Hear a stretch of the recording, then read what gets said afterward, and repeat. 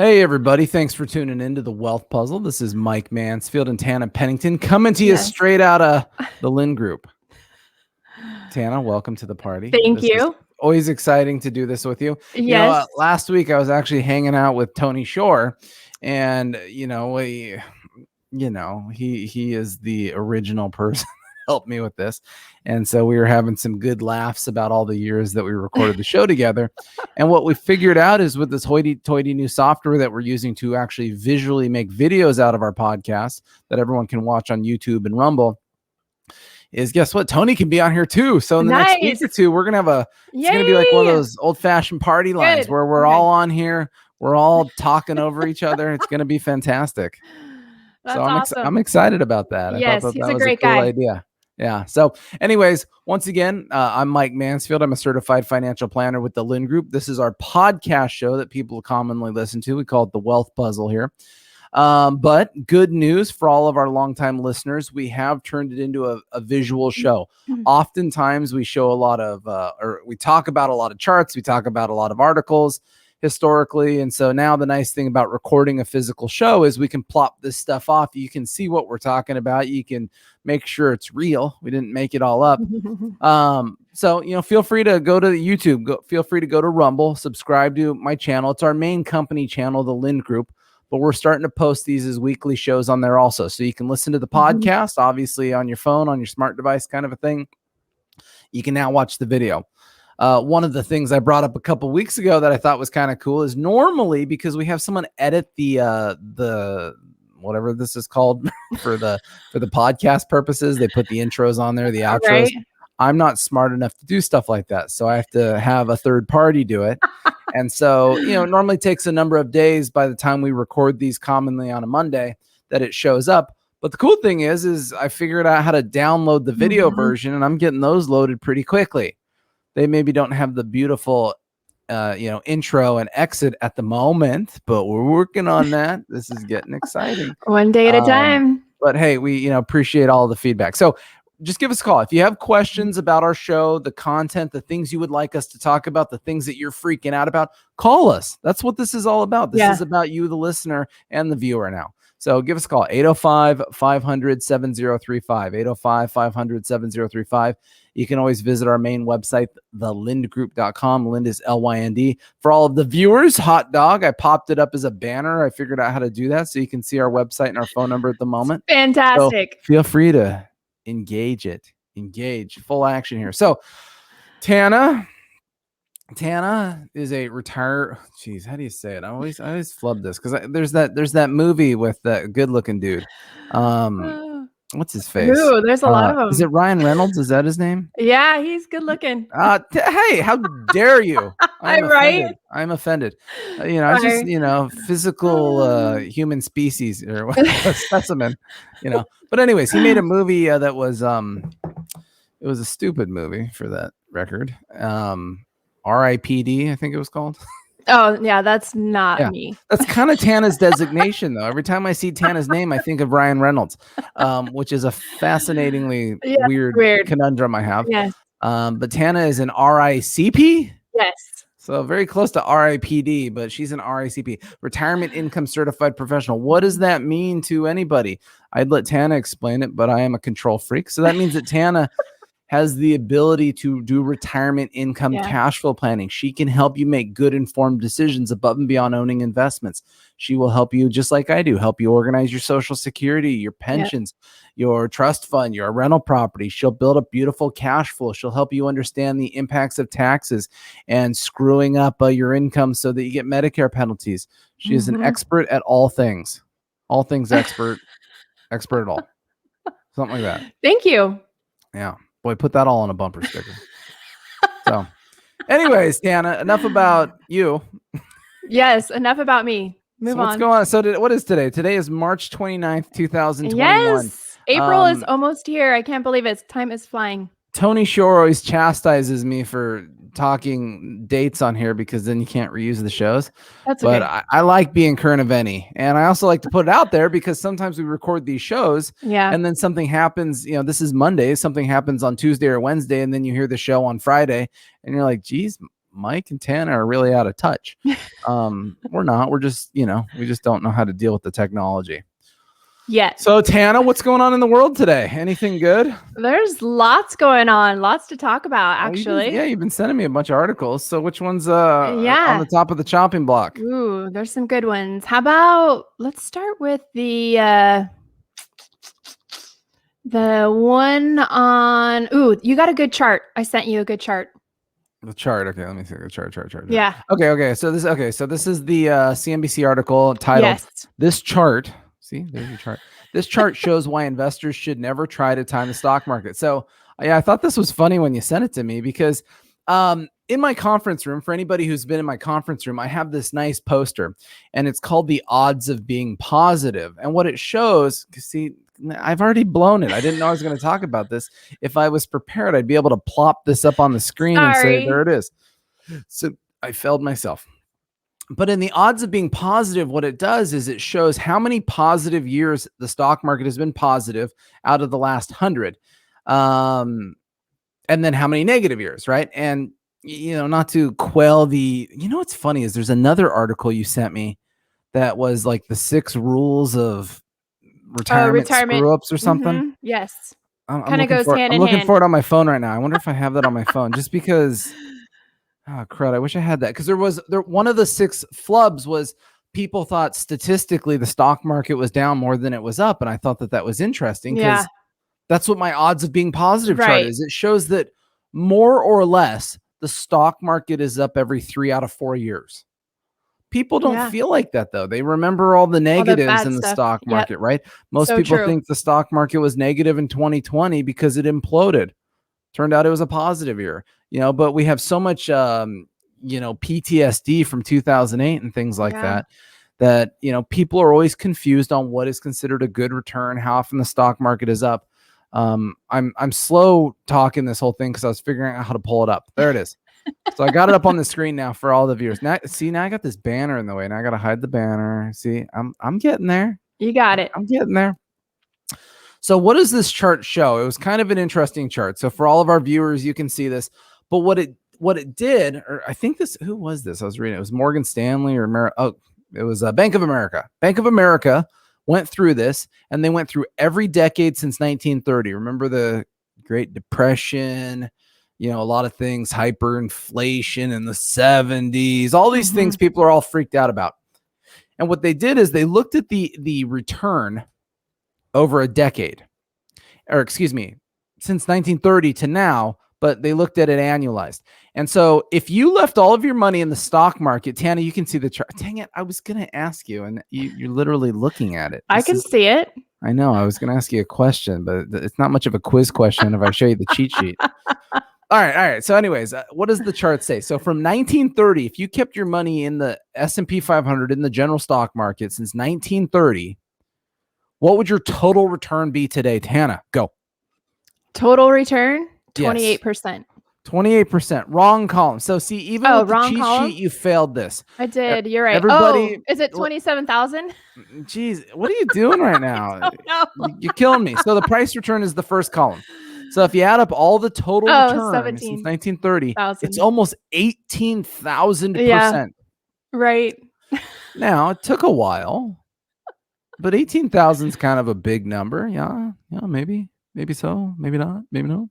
So what do people do when the stock market goes up and down? What do you think is one of the human failures of humans in investing? Well, any ideas, Tana? They panic. So when things start to fall, they panic and they just start selling. Yeah. So I always describe the stock market like a roller coaster. Okay. So let's think about a roller coaster. Go strap yourself in. You got to make sure you have your mask on these days. You know what I saw? There's something my wife was showing me that Magic Mountain or somewhere was saying that they're asking people when they get back on roller coasters not to scream. Really? Yeah. They don't want to spread the COVID. Yeah. But I thought that was kind of, everyone be quiet. That's so and weird. hang on. My mom would scream. It's all outdoors. There's no stopping her from screaming. So in any case, people panic, right? The human impulses, markets going down. I want to jump out. So back to the roller coaster analogy. When is it the easiest to get off a roller coaster? I'm going to give you 2 choices, Tana. and you tell me which one would be the easiest. So close your eyes, everybody. My eyes are closed. Think about sitting in that roller coaster seat, Okay. and it's you know how it goes up the big hill right out of the gate, and it starts doing that ticking noise. Tick, Yes. tick, tick, and it's slowly rolling up to the top, right? Okay, Yep. so let's say that's one scenario. So you could get off right there while it's ticking to the top. Or then it goes over the edge. Ah! Oh, no screaming. So this is what it sounds like going over the edge now. It's because you can't scream. Sorry. What's Hannah doing? Sorry, my phone. Is there a flood coming at your house or something? No, it's Jeez beautiful outside. Louise. I asked everybody on the last show to week. silence their phones, I'm sorry. and you didn't. The or it goes over the edge and it's going over the first loop. In which two of those scenarios would you prefer to unbuckle and get off? Right before it goes down, like where it's all tick, tick, tick, tick. Oh, okay. So while it's still ticking up. Yes. And maybe that's because it's going at a relatively safe speed. Right. It's not upside down. It's not utter bedlam chaos. Yeah. Weird. Isn't that weird? Because statistically, most people would disagree with you and say, no, Tana, you're an idiot. The best time to get off a roller coaster is you unbuckle in the middle of a loop when it's going 100 miles an hour. Right? I mean, because isn't that the reality of the boots on the ground? Yeah. Isn't that what most people do? Is they say, "Oh, it's scary. I'm upset." No screaming, and they unbuckle right in the middle of the most extreme part of the roller coaster. Yeah. That's most people's investment experience. I have heard so many tragic stories of people that sold out in the end of 2008 and the beginning of 2009. They just couldn't take it anymore. They were tired. They were exhausted. They were upset. And they didn't know what to do. So they sold it all and they put it in cash. Whatever they did with it didn't matter. But the problem is that is the same example as trying to unbuckle on the roller coaster when it's going through the loop. That does not normally end well for people. Right. Now, maybe if you have some kind of cat-like reflexes and you just Batman land on your feet, that'd be incredible. Good luck with that. Me, I would have already lost one of my sandals and my hat would have blown off. And then I'm just there I go. Your sandals. I wouldn't wear sandals to Magic Mountain, but I've seen I was going to say. That's why I brought that up, I'm more of like a Boy Scout where, you right. hiking boots on and you make sure you got cargo shorts with pockets that button and zip up. I'm very practical. The cargo shorts. But in any case, most people panic. And so there's a phenomenon in investing that is just so incredible. And that is oftentimes the best days are closely related to the worst days. I mean, I could pull up charts in the last 5 or 10 years where you say, oh my gosh, look at the market imploding in December of 2018. And then within a matter of days, it's just shooting up like a missile through the roof. And so people will have these big lurches down. They'll panic. They'll jump off the roller coaster. To be fair, most of them don't survive that. And then the market starts going back up and you missed it. And so once again, since 1930, Bank of America, through their charting, is saying that if you held the stock market, you would have had a total return of almost 18,000%. Yeah, that's amazing. But what they did is to make a point of people panicking and getting in and getting out and getting in and getting out is they took out and they said, and then there's a bunch of things on this chart if you're looking at the video. But what they did, see, I hate pictures in these articles because I can't highlight them. We gotta work on that. We gotta put that on the note. Okay. It's like Jurassic Park where they're like, all right, item 5,000 for today is the doors won't lock on the cars.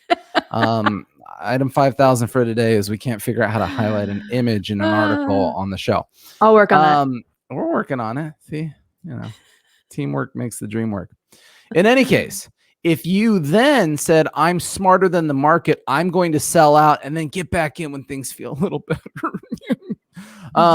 So what Bank of America did is, what if over the last, that time period, you took out the best 10 days a year because you sold out of the market. You didn't want to be involved as it was going down. So you sold out and then you kind of got back in. So you end up missing these 10 best days of the year.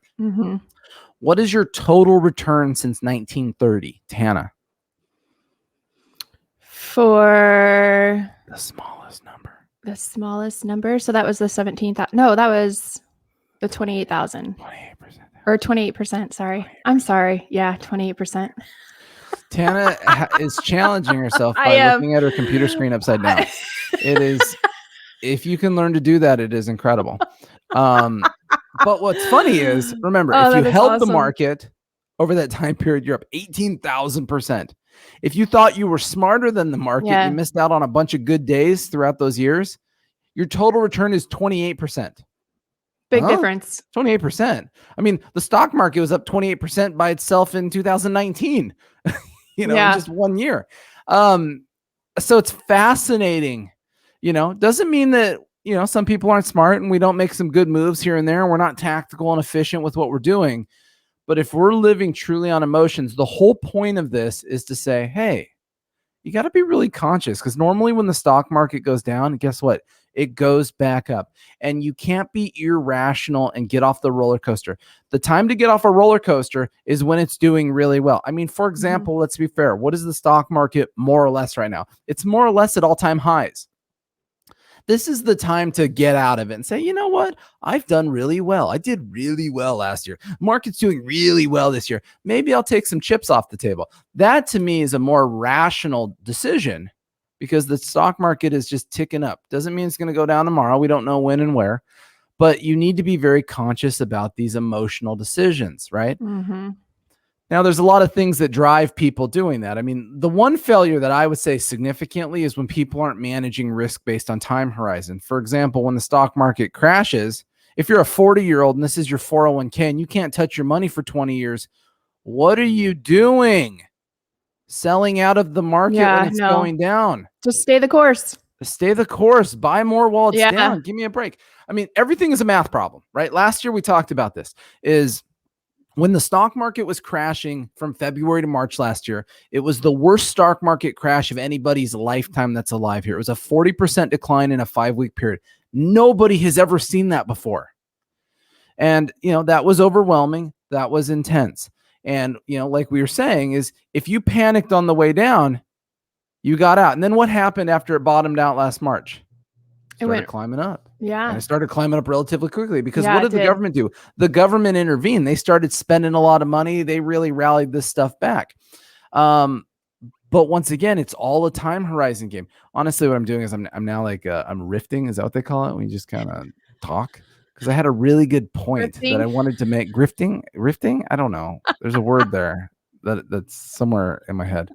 I had a really good point I was going to make, and I was ready to land the Apollo here on the moon and like just awe people, and it's just gone. It's gone.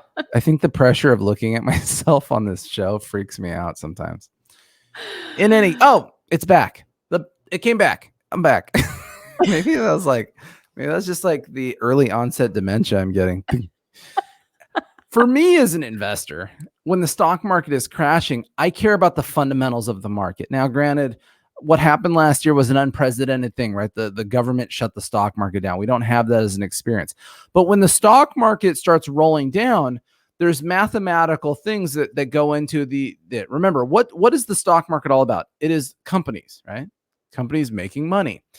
So why does theoretically, big picture, the stock market go down? Yeah, it's impulsive in the moment. It goes up and it goes down. But the reason it goes down big picture is if the profitability of a company is at risk, and a company is going to make less money, then therefore its stock is less valuable. Therefore, it goes down.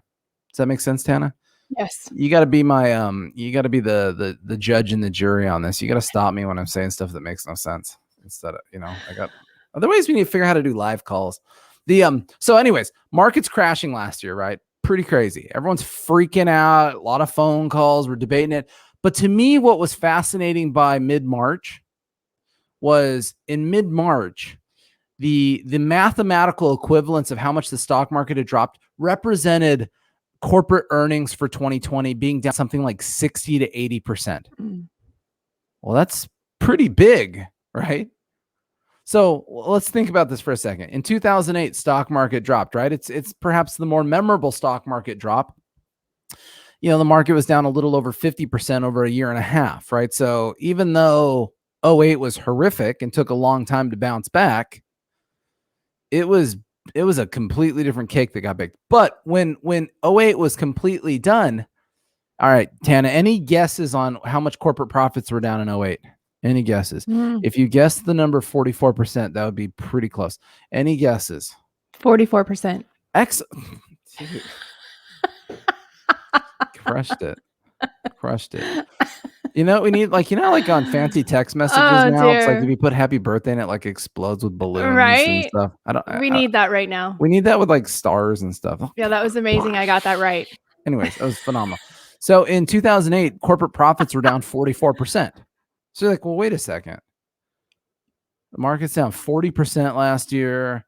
Corporate profit, are estimating a 80% decline, almost double what happened in 08. That seems very irrational when we're coming off of a phenomenal economy, jobs being created, companies flush with cash, low inflation, everything's firing on all cylinders. The only issue we had was the government pushed the pause button, right? That was the only issue we had. Now, big issue, right? Uncertain issue. But the estimate of corporate profits falling almost 80%, to me seems so irrational that it seemed excessive. So, with a lot of clients, as we coached people, hey, you got to stay back in. You got to start buying. I mean, we had a lot of aggressive clients actually buy in March based on that irrational decline. And, what happened? The government stepped in. The government spent a lot of money, and the stock market went back up. But once again, what do we know? I know a lot of people that I've met over the last year that unfortunately sold out when it started going down. Some people got back in. Some people didn't know what to do. They didn't get back in. They start to become the example of this chart, is you missed out on a lot. Yeah. Another perfect example. Now, granted, we are already 20 minutes into this, Tana, and you said you had 15 things to talk about, and I'm on the first thing still. Right. So we need we need like, what else we need is like one of those like flashing red buttons to tell you to wrap it up. Yeah, wrap it up. Or like you ever go to like one of those like Brazilian meat places where they cut the meat off? And you know what I'm talking about? No, because I don't go there. Come on. I'm sorry. I don't never? like that much meat. Well, it's a little salty, but you know what I'm talking about? Yeah. Never been. I have been before. Okay. Yes. So like on the table, they normally have this like thing that's like green and red that you turn up and down. So like if you want more meat, you turn it up to green. And then if you don't, you turn it to red so you can take the break. Maybe you just need one of those on your shelf and you can just turn it to red when I've done enough. Yes, that's a great idea. Another example, just real quick, and then we'll spend like 3 seconds on something else after burning everybody else out on whatever we're even talking about. The election happened last year, right? Once again, people are smarter than the stock market. So I met a ton of people. In fact, a handful of my clients. And I don't care which client you are, you can attest to the fact that if you called me saying you wanted to sell before the stock market, or before the election, I told you not to. Don't ever say otherwise. I told everyone, no, that's not the way it works, man. You got to stay in. This makes a lot of sense. However, we, Tana and I, realized who the money belongs to. And so we did have a handful of clients that wanted to sell out of the market prior to the election. Any guesses what happened after the election in the stock market, Tana? Yeah, it went up. It went up. Yeah, it went up a lot, actually, the week of the stock market or the election. I keep saying that. It went up. And the stock market rallied pretty hard, and one way or another has rallied pretty hard ever since. And so, once again, you use your emotion, you use your gut, all these things to make decisions. And, I hate to say it, more often than not, you're wrong. Where you have to be conscious of money is time horizon. If you need money in the near term, you shouldn't be in the stock market. If your money is your income that you need next month, you shouldn't be in the stock market anyways. But if you're looking at a bucket of money that you do not need in the foreseeable future, you've got a 3, 5, 7, 10, 20-year time horizon on it, you can't try to be smarter than the market. Doesn't mean that you can't, goof around with some speculation, because you like Tesla stock or something. But big picture, you need to figure out if you're a long-term investor or not. If you're a long-term investor, you take a deep breath, you stay the course, you buy while it's down, you play the game. If you're a short-term investor, it's completely different. You need to be really questioning why you're in the stock market, because if you're a short-term investor, guess what the stock market is? It's called gambling. I have no clue what the stock market is going to do over the next 30 days. I have a lot of strong opinion of what it's going to do over the next year or two. Right. Right. But, big picture, the stock market is a good deal because, what you see on the chart on the screen, man, since the 30s, if you just hung on, hold your reins, I wonder, it'd be interesting to like figure out, okay, I put $100 in, what does that end up being? I don't know. $1 bajillion. Anyways, okay. I don't even know where we go from here. What about that that cargo ship? That was interesting. Very interesting. Yeah, that was really cool. Well, Yeah. that was horrible, but it was a very interesting thing just because of the 'Cause it scale of it, right? affects, So in the it affects Suez all of us. Canal, this monster boat somehow gets wedged in there. I still haven't seen how it happened. Was the guy playing Pokemon Go and the little thing Got bounced totally to the side distracted. and he was chasing it over there or something? I'm not sure exactly what happened.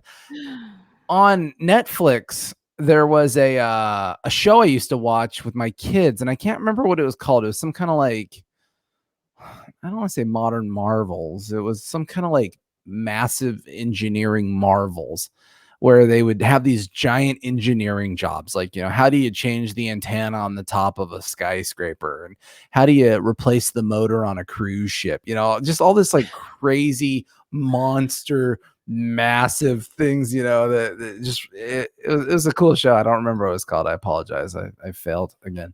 But the ship reminded me of it, right? Because it's just this massive issue wedged in there that nobody knows what to do. They're hitting it with tugboats. They're down there 1,300 feet long. 13.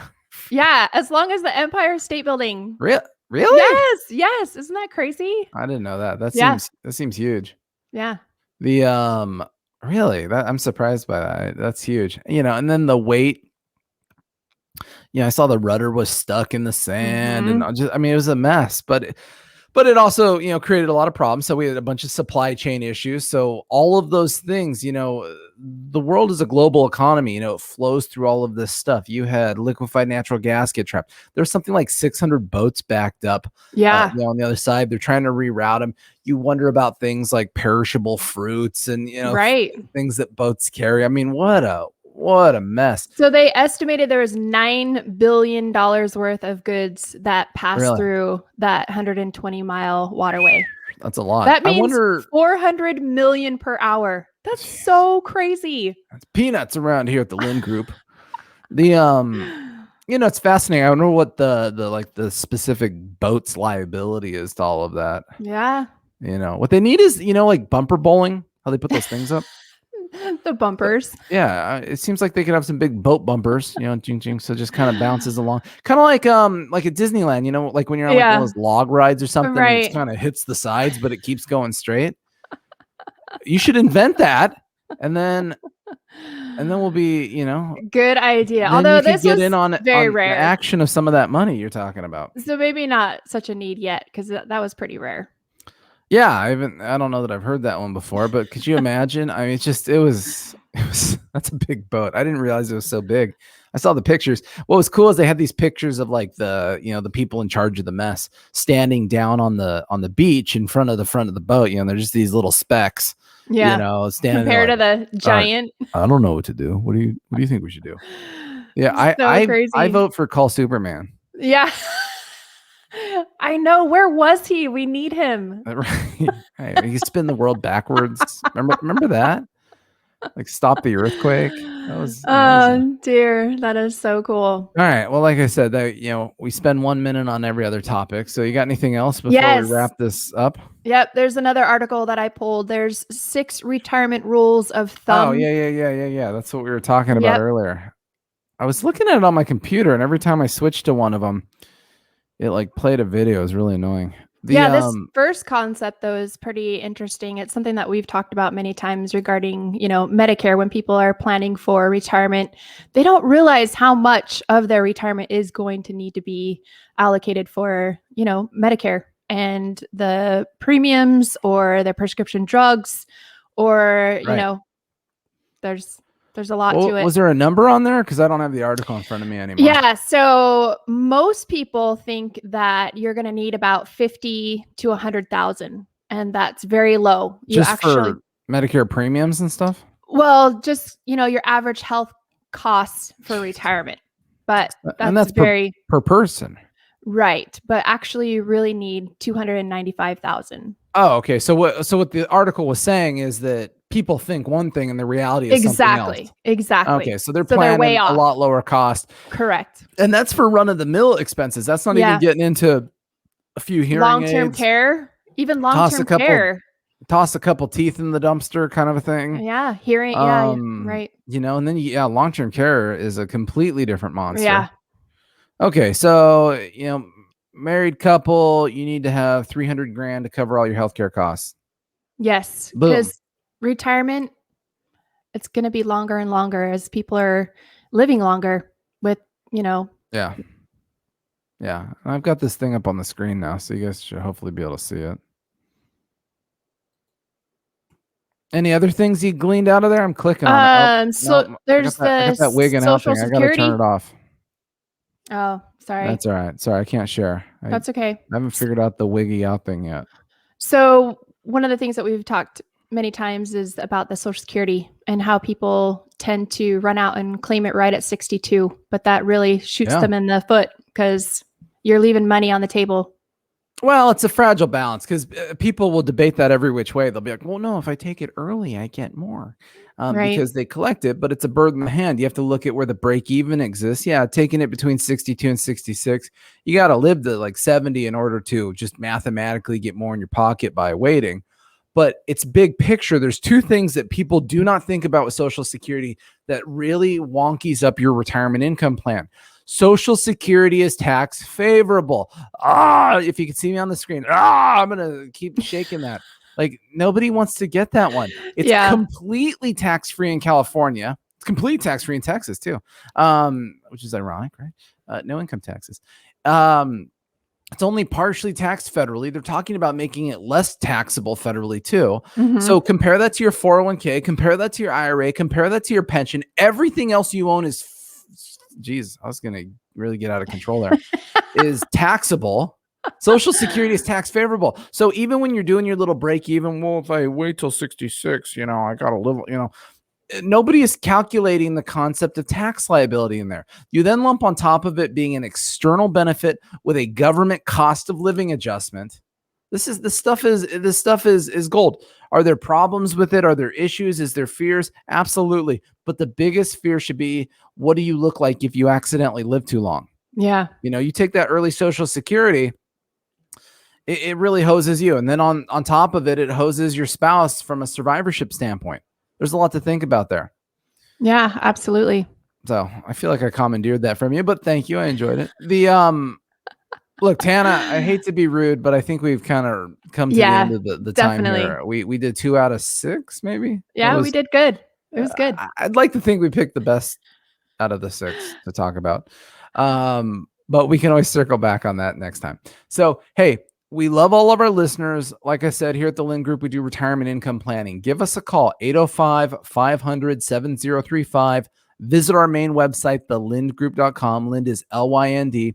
If you have questions about the show, if you have questions about your retirement plans, if you have your own retirement plan or you need one, call us. We'll help you out with this stuff. This is what we do. This is all we live and breathe. We love all of our listeners. And we appreciate all your time. And once again, same time, same place next week. So everybody have a great week.